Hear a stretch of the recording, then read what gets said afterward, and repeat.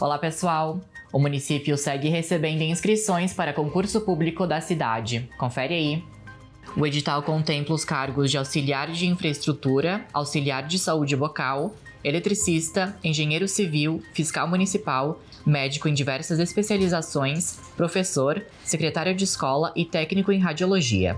O valor de inscrição é de R$ 60 para o cargo de ensino fundamental, R$ 90 para ensino médio e R$ 130 para cargo de ensino superior.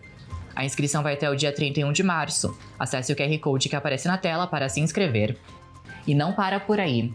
A FAS também está com edital para cargos de educador social e recepcionista. As vagas são para cadastro reserva e vão até o dia 9 de abril. A taxa de inscrição é de R$ 60 para o cargo de recepcionista e R$ 90 para educador social. Os aprovados devem ser nomeados para trabalharem nos vários serviços da Fundação de Assistência Social conforme necessidade. Inscreva-se pelo QR Code. E o Sesc Caxias recebe a Mostra Literária Paulo Leminski.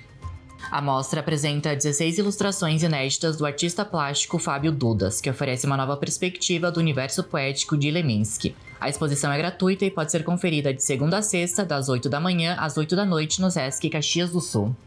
Então esse foi o Direto de hoje, eu te desejo uma ótima semana e até a próxima!